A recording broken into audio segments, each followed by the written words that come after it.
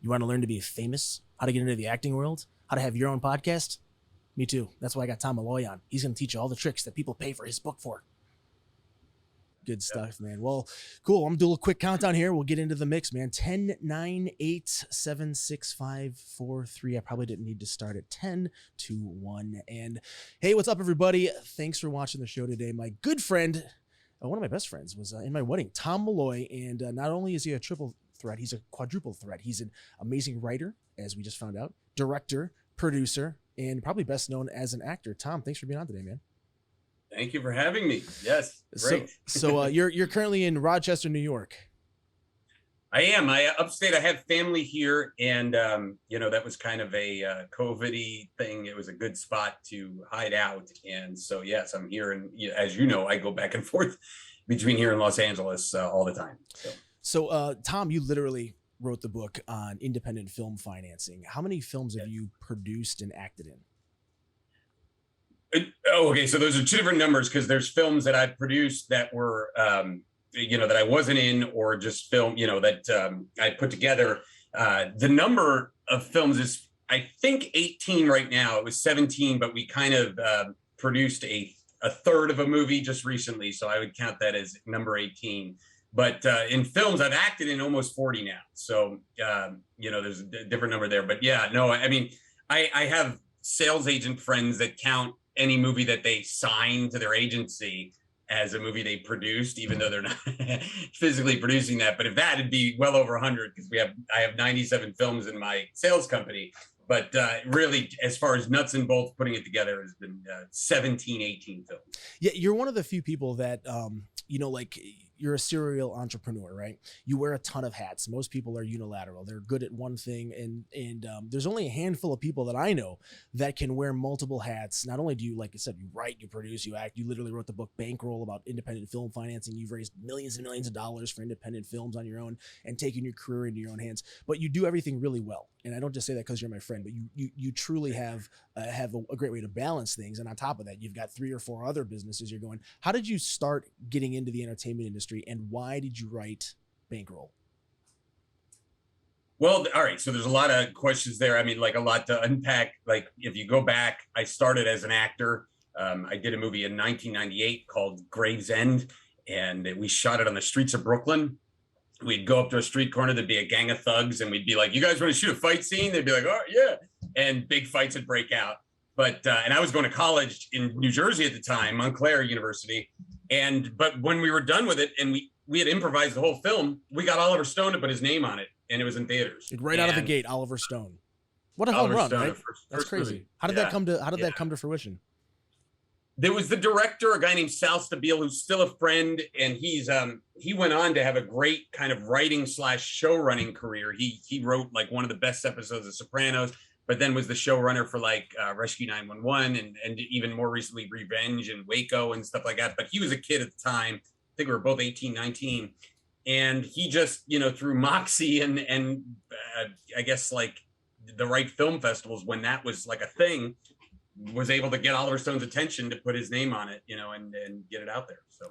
So but yeah, go ahead. So you write this book Bankroll, right? That's on Amazon, and really it literally is like the go-to book for actors, producers, writers that want to raise their own money. How did you write that, and how did you do the research to find out that was like the right way to go? Was it just trial and error, or? Yeah, just Google. Just good. No. Google. Just Google. Just Google it. Copy and pasted a bunch of shit. Cut and pasted. Exactly. Cut and pasted a ton of stuff. But no, the key between Gravesend and Bankroll was a long period. I mean, like, Gravesend was 98. I thought I was going to be a household name as an actor between, within a year or two from that. But then when that didn't happen, I started to kind of create my own path. I was an actor doing the audition route, which that was the thing, and still into some ways is. But I remember I approached an agent that I had in 2004, and I said, I want to be an actor, writer, and a producer. And she said, you can't be all three. You got to focus on one. I've always made this story to say that I guarantee if you went and found that agent, she's probably working at Starbucks now, but if you found her and you said, I just want to be an actor only, she'd say, you can't do that. You got to be the writer, producer, director. You got to be all those things. So I felt like I kind of trailblazed that. So when I wrote Bankroll, I was 3 films in I had raised the money for The Attic, which was the director of Pet Sematary, Elizabeth Moss, Alexander Daddario, and myself. The Alphabet Killer, Eliza Dushku, Tim Hutton, Carrie Elways, me, and Love and Dancing, which was a dance film romantic comedy with me and Amy Smart and Betty White. And so I had already raised, maybe almost at that time, over 10 million or so. And so that's when I put the first edition together of the book, which 2008. And I went and I seeked out the #1 film book publisher, Michael Weiss Publications, and got an advance to write it based on kind of my street cred. And that was the first edition, came out in 2008. It was in all the bookstores. And then I wrote a second edition. And just so if anybody's thinking of writing books, if you want to do a new edition, apparently you have to write 30 to 40% new material. So that's what I did for the 2012 edition. And then I felt the industry was changing so quick, and I produced all these films and done all this stuff. And I decided to take it all online. And now Filmmaking Stuff and Filmmaking Stuff HQ, which is a business I own with Jason Brubaker, is becoming like the #1 filmmaking training site on the internet, as far as, the same kind of thing. But the key is we can update it immediately.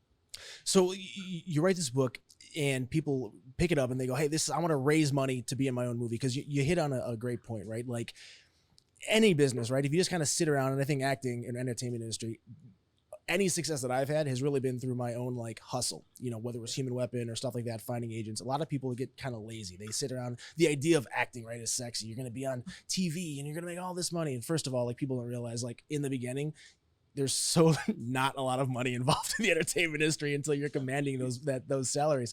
But, like creating your own path and like really going out there, and it's like, you don't sit on your ass and go, I hope someone finds me one day, right? Like, you got to be proactive, and you have to really go out there and make your own path. Like, what was that experience like the first time that you raised money and you're like, oh shit, this is really going to happen for me. I'm able to put myself in this and drive my career forward. Was that, what movie was that? Yeah, go ahead. It's probably a delay. Yeah, no, I say, which movie was it? Like, that was the first tipping point for you? Okay, so there was the great wrestler Alexander Karelin, maybe the greatest, Greco-Roman, well, not maybe, the greatest Greco-Roman wrestler of all time, used to say, why was he so good? He said he trained every single day like they've never trained a day in their life. And this is the first time I'm kind of putting this out there. I've ever said this story, but I kind of had it in my mind. I'm going to work every single day like no one's worked in their life, and just kind of attack that. And so the movie The Attic, I had another film, interestingly enough, a dance film, a romantic comedy that I was toying with that never got made. Unscrupulous producer, the guy, I was a kid though. It was that back in the day when I would go, here, make my screenplay. I didn't know what I was doing. And then I had been married for about a year. And then my wife announced she was pregnant, and I asked, is it mine? No, I'm just kidding. No, I asked, like, when are we due, and kind of put it all on the schedule. And I was like, I got to get something going, because I had not, I think, I had been kind of an IT pro my whole life and was making money doing this. That was when you could design websites for $5,000 and stuff like that, little things here and there. But I had really dove in to film. And now this is, by the way, 20 years ago now, that is in January 20th, 2022, it'll be 20 years. And so I just, with this movie called The Attic, I just wrote what I knew. I was a horror fan my whole life. I wrote what I knew and then started looking for money, but attaching things along the way, which was the director of Pet Sematary. And then we had Elizabeth Moss, we had John Savage, and then got an investor to put the money in. And so I realized, like, I was at that point, it was just kind of crazy. Like, how are we going to do this? Calling everybody, emailing everybody. But then once I had done it successfully, I went back and I took a look and I said, all right, what did I do? And so since then, that was 2005. So if I started in 2002, that was 3 years to get to that. And then since then, just been refining those techniques and over again, and ultimately, just like jiu-jitsu, just like anything, it's practice and over repetition. I have been in pitch meetings, hundreds and hundreds of times. And people ask, oh, why are you so good at pitching? It's like, because I've been in pitch meetings 100. I wasn't just a natural pitcher. I do have energy, obviously, but the key is it's just doing it over and over again. It becomes second nature. And ultimately, it's just refining that technique to get better and better at it. So between acting, writing, producing, which of those avenues do you think is like the most difficult to traverse or to get into?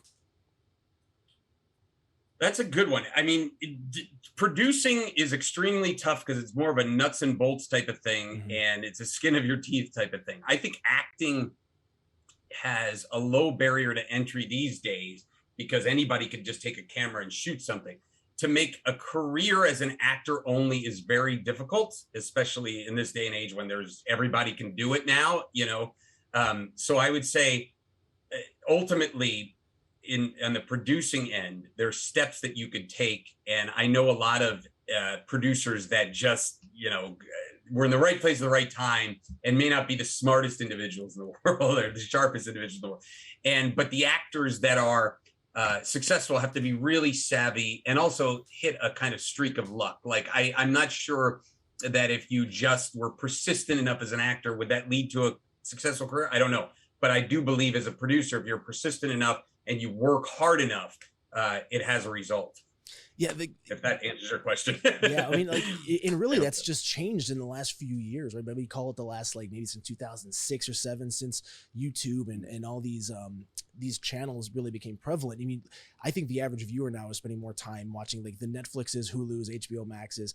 I don't remember the last time I've subscribed to basic TV. I don't even have basic TV. I've got all the the Netflixes, the Hulu's. I have all the streaming services, and now it's the gold standard is your movie on Netflix, not it's on NBC. It's kind of like a back burner thing now. It's crazy, but like you said, there's so much opportunity now to build a brand through the YouTube channels, through the podcasts, through your phone, through Instagram, that really there's no excuse. And anybody, I mean, look at Logan Paul and Jake Paul. These guys are making $100 million. People hate on these guys, right? Because and I get it, but the hustle it takes, dude, here's a guy with no boxing experience, legitimate, that just fought fucking Mayweather and got Mayweather to sign on, and made a grip of cash only by his hustle. I mean, there was a Disney show involved, but nobody was I want to go watch the Disney guy box. It's really through his own hustle. And there's so many, even down to OnlyFans and what's your favorite OnlyFans subscription that you have? Well, my own account. Your own account. No, okay, I would say, the key was there's positives and negatives to all that. The key was there was definitely a barrier going back when I started. Especially when you had to shoot a film on 35 millimeter or Super 16 or something like that, that wasn't let's go do that today in my backyard. That's very tough, and that meant that you had to get a certain amount of money and a crew and have those connections. And it's expensive too, 35 millimeter. Yeah, it was extremely expensive. I mean, if you did a $500,000 movie 20 years ago, funny enough, that was the student film, right? And now you can make a legitimate movie for that. The key is so that the costs are lower, that you can get stars for cheaper, all that stuff has changed, but it has opened a floodgate of shit, for lack of a better term, that anybody could go call themselves a filmmaker, go in their backyard and have their iPhone. But so there's positives, meaning I can go to Best Buy, get a quality camera, sound, and do something professional much easier. So there's less of a barrier, but there's a lot more competition, And again, it's so much as perception. There's people that think Jake Paul is the greatest boxer in the world. You can't say that with a straight face, right? It's almost impossible. There's people that think Jake Paul's amazing. Because he's fought an NBA star and an MMA guy that can't box, and then the most boring MMA fighter of all time, in Tyron Woodley. But so I think that ultimately, in that case, those guys, I can't take that away from them, that they were persistent and they kept putting out content out there. So if you put out quality content that's compelling, sure, that's great. There's definitely less of a barrier, and that's a positive. But you're competing against a billion people, right? Yeah, the barrier to entry might be lower, but like you said, there's just so much noise in that space, and it's the consistency. And I think a lot of people get into they'll make something, and if they don't hit immediate traction, and they're not oh, I don't have a million fucking followers or subscribers, it takes a lot of keep to itness. I whatever that word. Yes, I. It's funny that you say that. I had a friend that was he's one of the top internet marketers, and he was willing to stick with it. And I always give a little asterisk, I guess, or a little plug for myself, is that he was a producer that was failing as a producer, and this is back in 2007, I believe. And I was doing very well then. I had given him a book called The Power of Intention by Wayne Dyer. Oh yeah, and I gave him that book, and I said, you need to read this, and he did. And what happened was he started an internet marketing company. And so I remember seeing an ad for it in about 2011 or so. And I was going through a divorce, so I was at the bottom rung. and I saw an ad pop up for his marketing thing. And so I called him, and we set up a lunch. And so we go to lunch, and I asked him how he got there and how he was doing with it. And he said for the first 6 months, he had put everything he had into it. And 6 months, he made $0 in 6 months. So, but stuck with it, and then was making $50 a day. So he got, after 6 months, he made $50. At the time that I was talking to him, he was making $5,000 a day, which you could do the math on that. And so, and still now he's I think the number 1 or number 2 or number 3, something like top 3 internet marketer guys. And so the key is, who in that 6 months would have stopped and said, oh, I make $0 at month 5 and been like, I'm making 0, or at month 7, he's making 50 and going, this is still not enough, but he didn't. And so it does take an amount of persistence and belief in yourself. Yeah. You ever heard the Colonel Sanders KFC story? Oh, 1009, I believe is the number. Exactly. Yeah. So just the people that haven't heard it, Colonel Sanders got his, I think it was a Social Security or pension check, and he's like 75 years old. I'm butchering the bulk of the story, but generally I have the right idea, right? Like he got this little check, and he was like, I can't fucking live on this. And he went out and he just had this chicken recipe, and he said, hey, look, went to the first restaurant and said, if you like my chicken recipe, you sell the chicken, give me a cut. And no, go fuck yourself. Go fuck yourself. Go fuck yourself. Over and over and over. He was just, get the fuck out of here. 1,009 times. How crazy is that? Like we talk about getting most people quit so far in advance of being successful that it just takes that one time to just change your trajectory of where you're going in life. 100%. No one remembers the failures, like meaning now, as Colonel Sanders is the face of KFC. So the key is that all that backstory is something that can exist and become a story for you. But wouldn't you rather have the story of the success? Like we all had that teacher in high school or that friend who could have been, played for the major leagues, but he threw his arm out. You know what I mean? Like he was like, oh yeah, I was going to the majors, but I threw my arm out. And I never wanted to be that guy. I wanted to be the person they were telling the story about. I never wanted to be like, well, I could have made some movies. I could have been a contender. Yeah, exactly. So I didn't want to be that person. And that was a big motivation for me. Interestingly enough, my mother was a singer and kind of gave it all up for us kids. So we ruined her life. No, she never felt that. She made the conscious choice. And so for me, it was like, I said, I'm not going to just be, well, I could have done this. I didn't want that in my life. So that was a motivating factor for me to not be the teacher with the story one day. Yeah. And it's funny you say that, because a lot of people don't realize, you look at a guy like Babe Ruth, right? Like when you ask the casual fan, everyone knows Babe Ruth, and you ask him, what's Babe Ruth famous for? What's the first thing that comes to mind when I say Babe Ruth? Home runs, right? Yeah. Oh, the fucking salt and the SWAT, home runs. Yeah. He also held congruently with that the major league record for most strikeouts.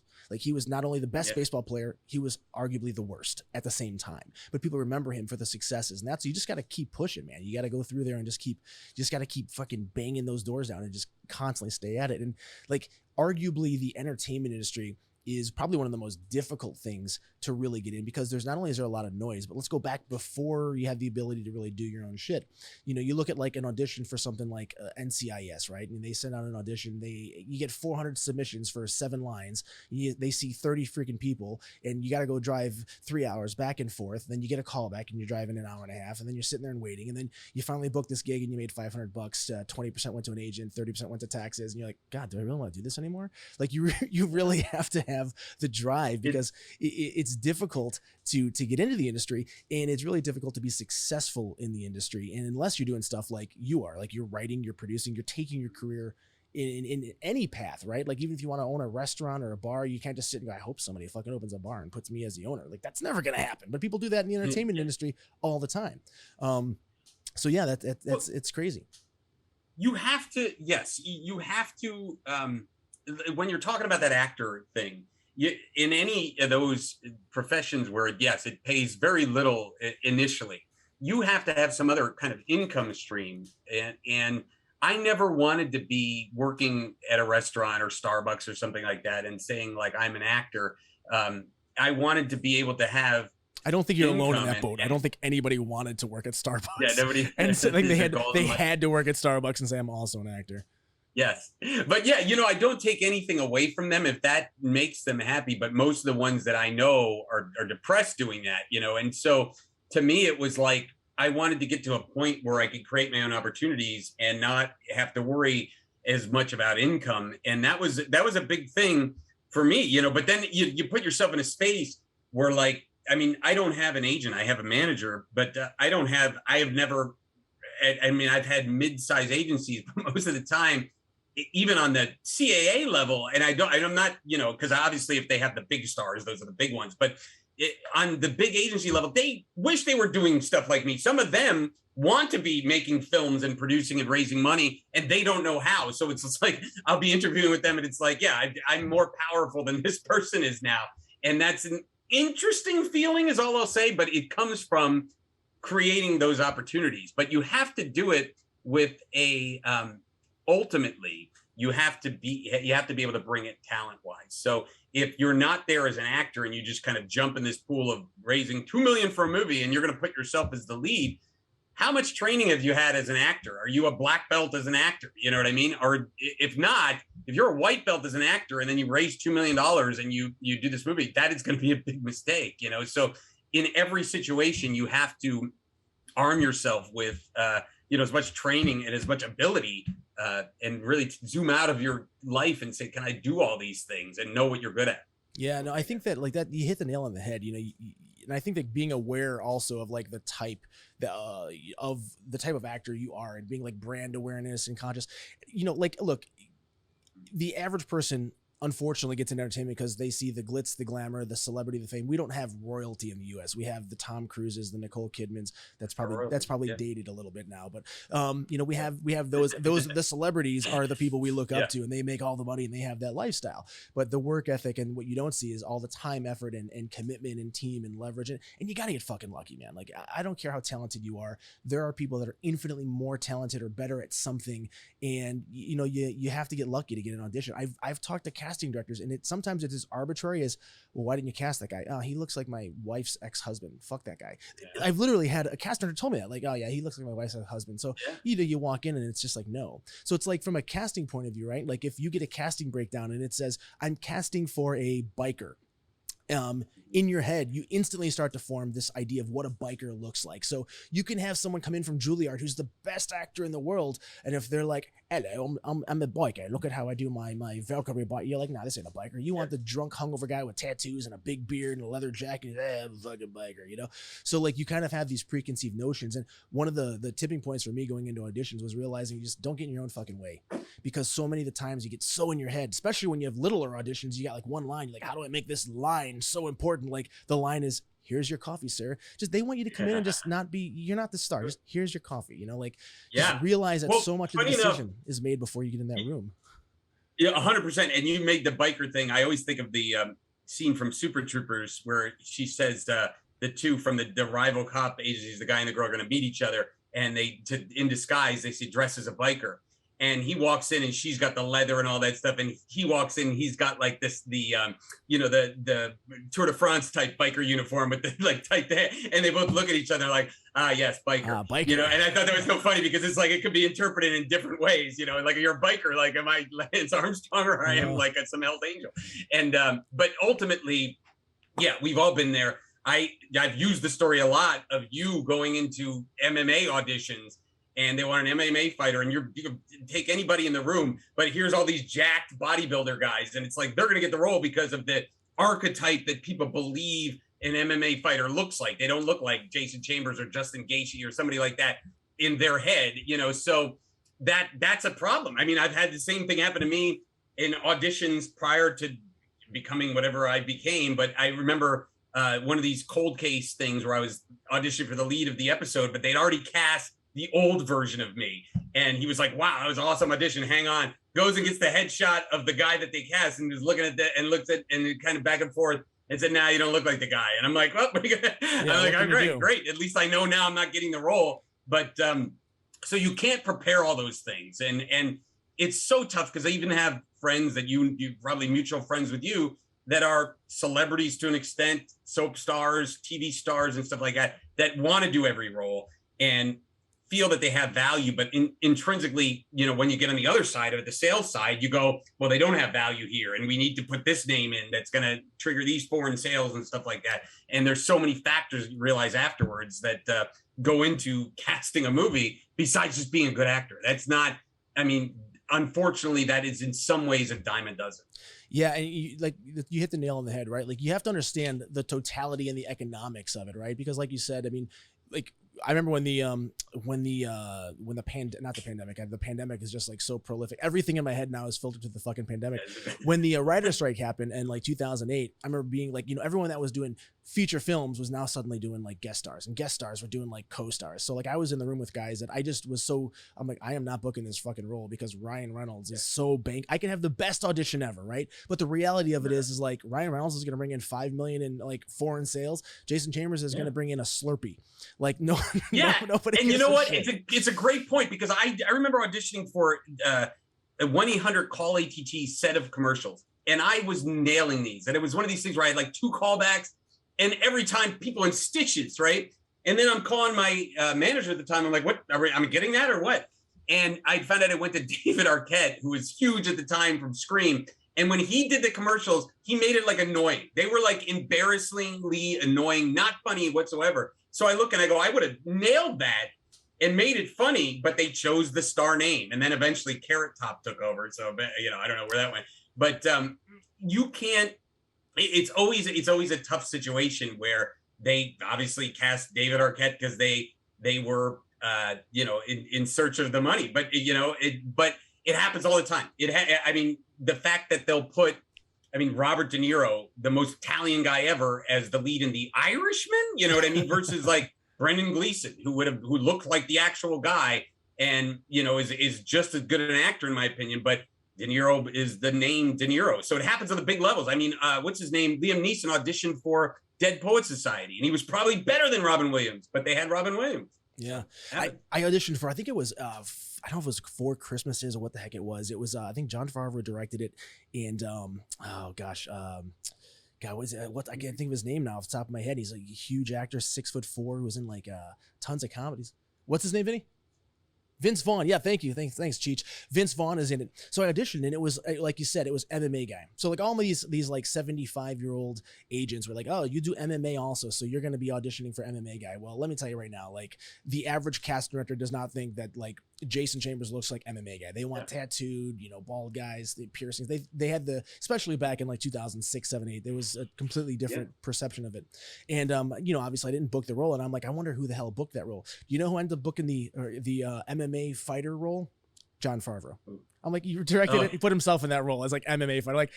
Like talk about total opposite ends of the spectrum. Like there's never a scenario in my life where I and Jon Favreau are auditioning for the same character. He's directing it, so I'm sure he just was like, nah, I'm going to be this guy. But you know what? But it does come around. Like I mentioned Liam Neeson, Dead Poets Society. That's because Liam Neeson was nobody back then. Now, if Robin Williams was still alive and they were both going for it, Liam Neeson's bigger. Like as far as a dramatic actor, he's bigger. But, it's Bruce Lee losing Kung Fu about a Chinese person that does Kung Fu to an American David Carradine. But ultimately, who's a bigger name? Who's remembered? Probably the one of only 2 monster Asian stars, Jackie Chan being the other one, and obviously there's a couple more, but where you could just say their name and you know who they are, Bruce Lee ultimately. So to give a shred of hope is that if you just ultimately keep trying and, the right role may come around for you where, Jon Favreau is not even a thought compared to you, but it's Jamie Foxx. When he did Ray, he was on Sunday Morning Shootout, which was an old producer show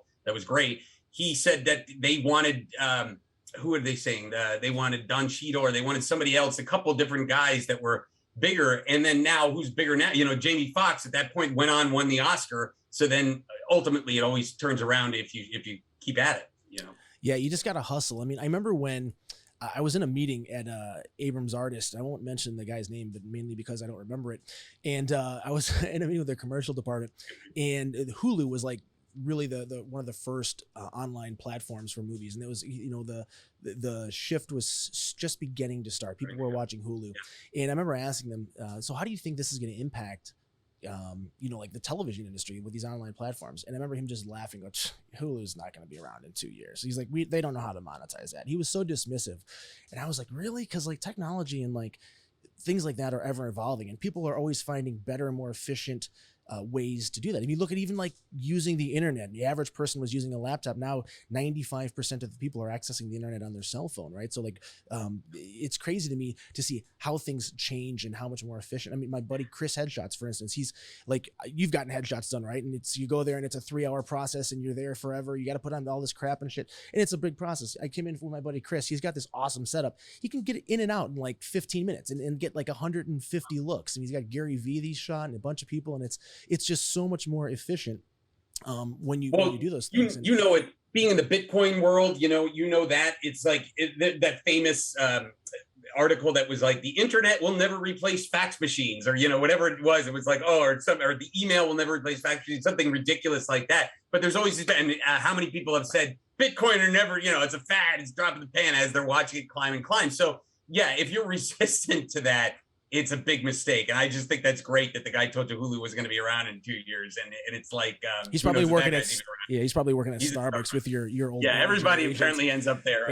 They all just shuffle to the Starbucks on Hollywood Boulevard at some point. So what would be, if someone's listening to this and they're like, man, I'm an aspiring actor and I really want to get into this, what's your guidance for them? Well, I would say that especially today, you have to create your own content and do something that's unique and funny and continually do it.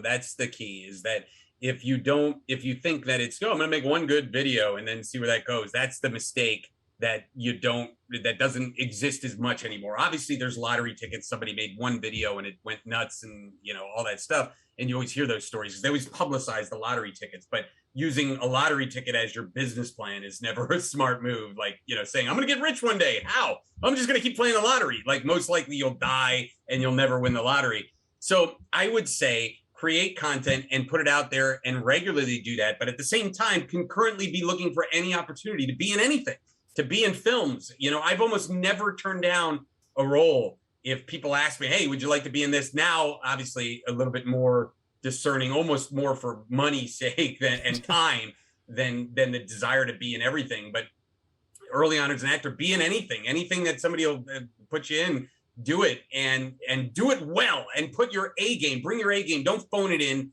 So many people are just trying for that Kardashian celebrity status and not looking at it as, I want to be amazing at this. That's a great Michael Caine thing. He says, he doesn't recommend just going to try to be a celebrity. He says, but being known as a great actor is a hell of a trip, So look at and say, I want to be I want to be one of the best as an actor and bring my A game to everything. Sooner or later, I think you're going to be discovered.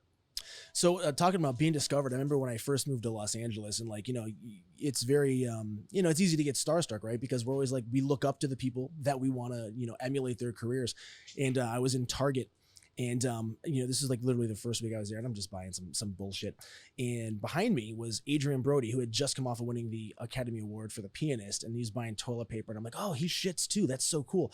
And it was just a very surreal moment. Like, I tell the story. I went to your house, I think it was for a birthday party or something. And Jack Black was over there just leaving and stuff. What's your biggest geek out moment? Do you have any fanboy moments?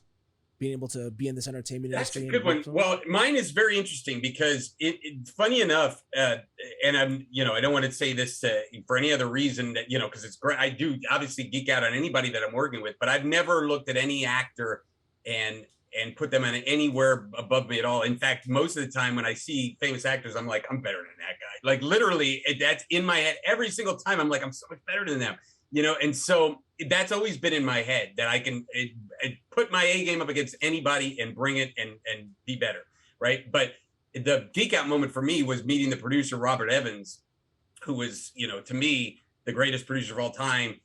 Godfather 1 and 2, Chinatown, Love Story, and took Paramount from number 9 of 9 to number 1 of 9 in his time there. And to me, it was just so cool to meet this guy that had put these projects together and made a studio. And that was power, right? And so I would say meeting Robert Evans, and he talked like a 1940s detective. And I said, we had been to a screening of a movie called Middlemen, which was Luke Wilson and Giovanni Ribisi. And I sat right next to him the whole screening. And then afterwards I said, Bob, that was a good film, right? He goes, good film? No, it's a great film. And he said it, and I said to him afterwards, we were taking a picture. I said, why don't we make a movie together? And he goes, fucking A, yeah. And he had this great. And so that is my biggest geek out moment is being able to get to meet like I said, the greatest producer maybe of all time somebody that came from nothing. And those are the people that I love, that come from nothing and build this empire.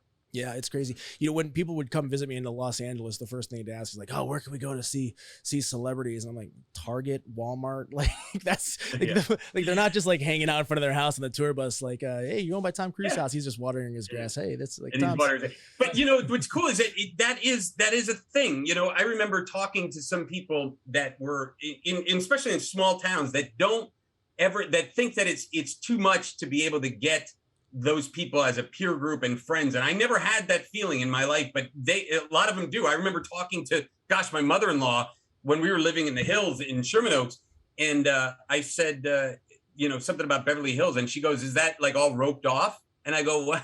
You know, and she came from a small town. And I go, "What do you mean roped off?" She said, like, "Well, can you go in there?" I go, "Yes." I go, "My kid's library is there. That's where we're going to," you know. And so I think for a lot of people, they think that this is some kind of unattainable goal, or that these people are just real people trying. You know, it was amazing to me how I would do a movie and have celebrities that I knew my whole life, maybe watched them on TV or seen them in movies. And then afterwards they would turn around and they'd be like, "Well, what do you know, you got another role for me?" And it was like, whoa, geez, that's amazing to feel that and know that they're all trying too, no matter what. They're trying to get their projects going. And they're, you know, I've obviously at the top, you know, maybe Jack Black, again, who's a friend, maybe he's not as worried about it, but he definitely put a ton of effort in early on. And that's another thing I'll go back to, what an actor should do, that I know I made this mistake, is don't play every type of role. I played dramatic roles. I played in horror movies. I always knew comedy was my strongest suit. And only now am I saying I'm only doing comedies. As a director, I'm only going to do comedies. As an actor, I'm only going to do comedy.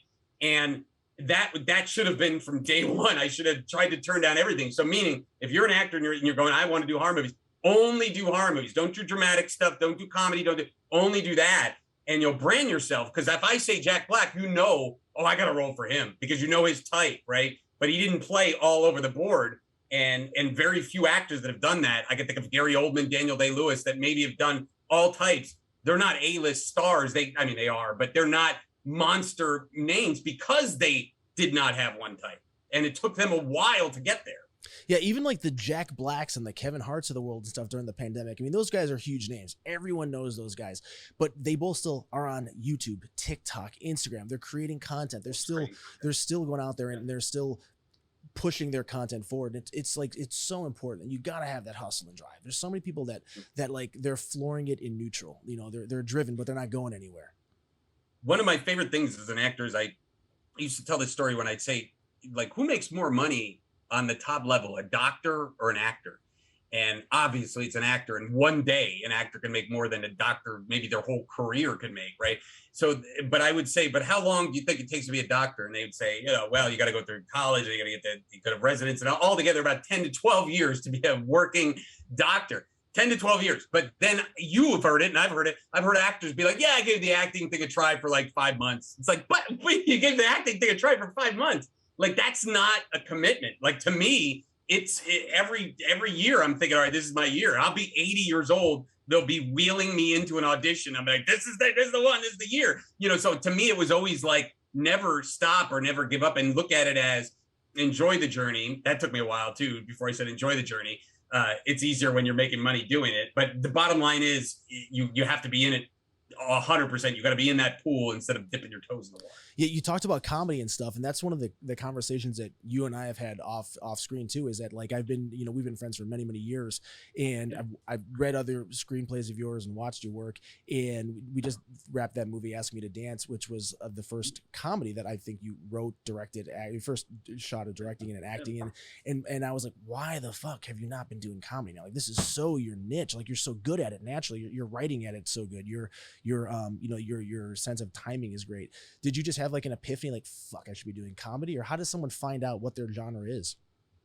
Well, I'd like to say that it had a lot to do with my buddy Greg, who passed away last year, and he had always made me promise that I was going to do a comedy. He thought I was the funniest guy, and loved that I made him laugh all the time.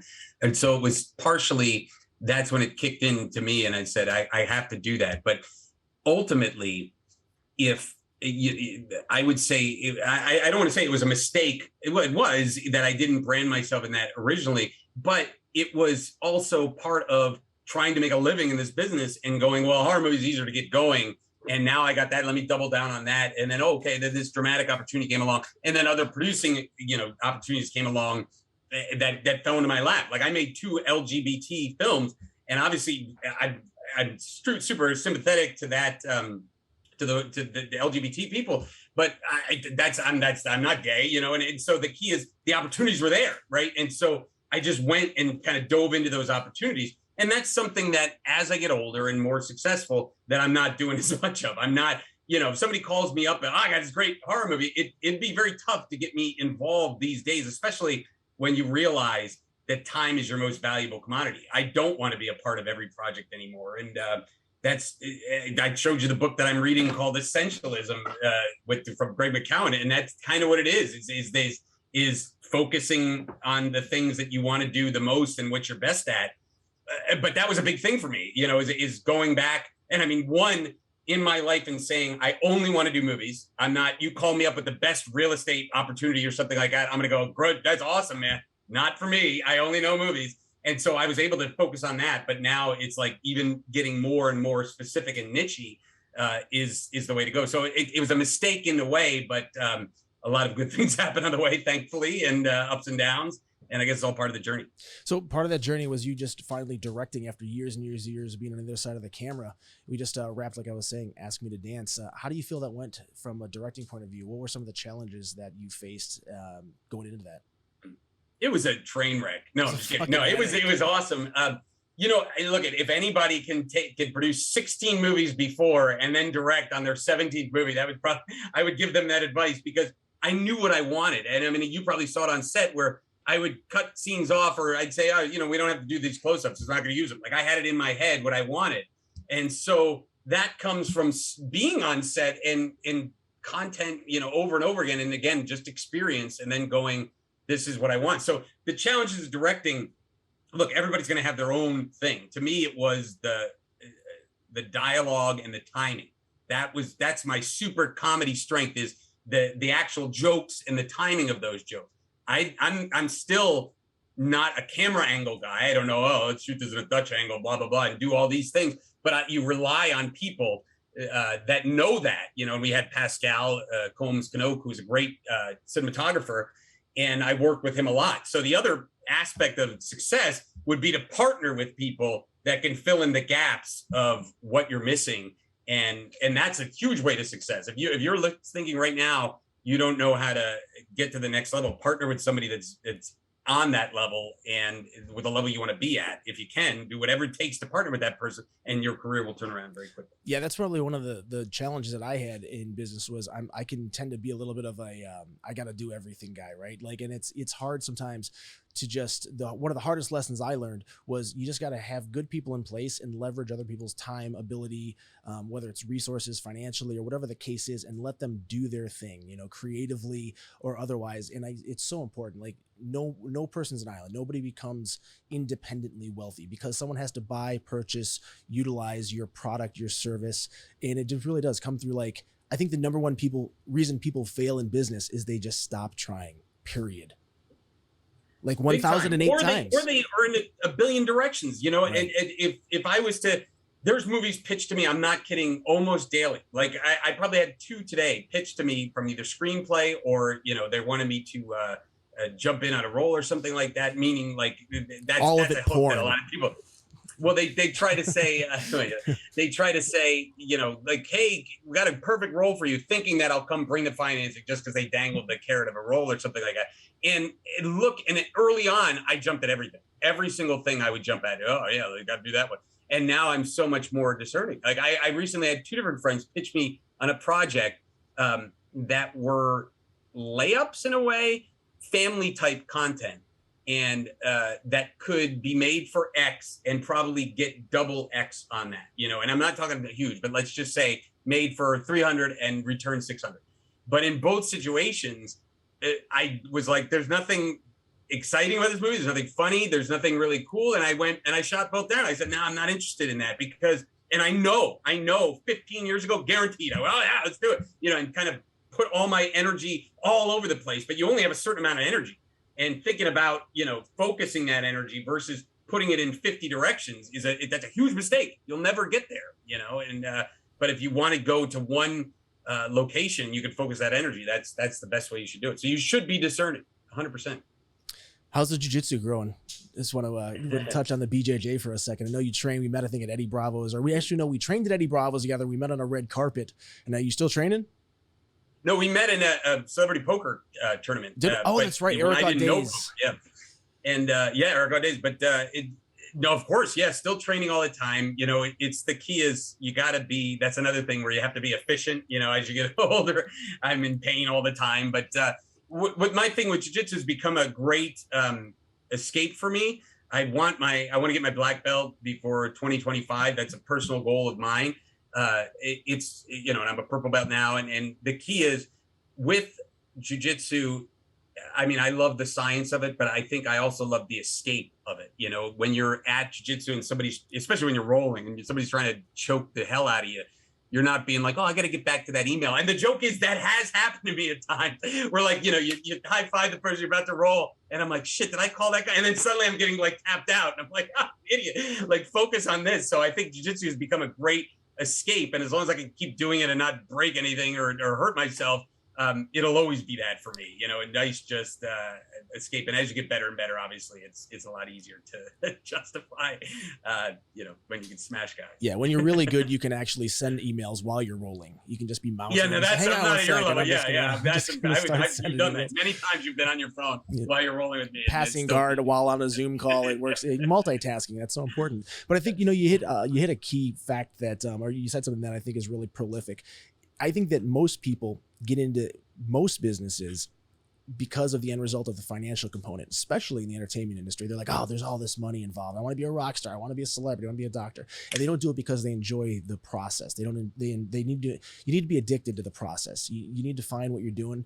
And that was one of the most prolific moments for me is I actually gave advice to a friend. I said, someone gave you $1 million a year and you could do any job you wanted. You just had to write the job description. What would it be? And he's like, shit, that's a good point, because we chase the dollar, and rich is an illusion, right? Like it really just means I have the ability to do whatever the fuck I want. Is rich meaning you want to own a bunch of cars? Does rich mean you can go travel? Is that happiness for you? Because at the end of the day, like time is the irreplaceable commodity. Like I'm not going to lie on my deathbed and go, oh, look at all the money that I have. And I want to lie on my deathbed and be like, man, remember that really cool vacation I went on? I remember that time that like we did all that crazy shit and we did that thing with that guy with that stuff. And that sounds like a really bad story. That thing with the guy and that we stuff. Did some stuff, baby. Yeah, this became an ad libs fill in the blank all of a sudden. Yeah. But that's smart. No, 100%. Experiences are everything. You get to a point in your life where you could be happy enough where you have income. Look, it's very tough to be happy. And it is going to be a strange thing to say, but it's very tough to be happy and be broke, because there's been times in my life that I lived above my means or I was broke. And that's a tough situation because it at least fixes that problem of money, but I'm a big fan of experiences. And you know what? I have a funny story that I asked somebody that recently he had taken a trip west to I think it was Tombstone or one of those like, historical towns, and posted these great pictures on Instagram and Facebook.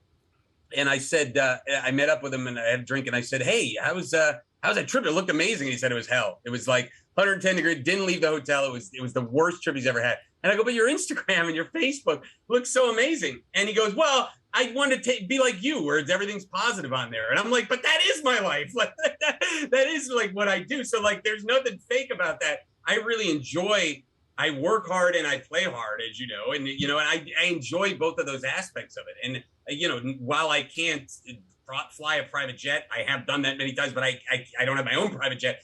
Most of the things that I want, I can get them. I remember my mom asking me what I wanted for my birthday last year. And I'm like, I don't know. I'm like, if I want something like, oh, let me get a new rash guard or, an iWatch, I just go and buy it online, so that's a good feeling. So again, money solves that problem. So, people should focus on at least getting themselves to where they're comfortable and that's not a problem. You can take that problem away. It's not going to be happiness, but it's not going to be negativity. Yeah, if that makes sense. Totally, man. I changed what because I have 4 kids and the twins and the newborn, and people are always like, as especially grandparents, they want to just, how much shit can we possibly buy these kids, and then they throw it in a closet, they never use it, they're back online. So my new thing for the holidays is buy the kids experiences, get them a gift certificate to go horseback riding, get them lessons to go do karate. Just kidding, karate sucks. Or to do something that's gonna like have some value down the road, or find their passion and nurture it. One of the points of contention is, like, my son is super into Roblox. He loves Roblox. And the old way of thinking, like my mom and stuff is like, oh, he's on the computer too much. He's got to get off the computer and do the other things. And I'm like, well, how about we take what he's already into and we nurture that and go, you like Roblox? Why don't you learn to be game develop? Why don't we, there's a cryptocurrency game I'm trying to push him towards, Axis Infinity. Yeah. I'm like, can you go earn some crypto for daddy? So like, you know how much money you can make as a game developer? The guy that developed Minecraft. It's insane. Swedish guy or Dutch guy, and he's made $1 billion from that. But yeah, same thing. My son was on the computer all the time, so I sent him to a coding camp for this summer. This was years ago, and he did coding, and so it's like you have to encourage that. If anybody had said, because I've had the same thing, in-laws, oh, Tyler is my son, oh, is he in front of the computer all day? And I'm like, well, that's what I'm doing. Right. Yeah, mine is, but because mine's making money, that's okay. Right. And so I'm most of the time, especially COVID, I'm right here in my office in front of my computer. So look, yes, experiences are everything. My biggest expense every year is stuff I do with the kids. In the summer, we always take a 2-3 week trip, and it's like spare no expense, eat at the nicest restaurants. And I feel that they appreciate that, and the things that we do and the experiences we have, I always try to ultimately have a good time, because that is what they're going to remember. And that's the stuff that means a lot in the long run. So, yeah. Awesome, man. Well, I appreciate you coming on today, Tom. It's always fun talking to you, brother. Definitely. And good luck the show with the podcast. And I saw the bill and the first one. That's fantastic. And hopefully everything continues. And it's great to be on here. Appreciate it, man. Thanks, Tom. Cool. All right, brother. Okay. Hey, I just want to take a second and say thank you so much for watching. And if you like the podcast, please subscribe, turn on your notifications, hit the like button, leave a comment. I will respond. And if you want to share this, that would really be awesome, because then my kids get to eat.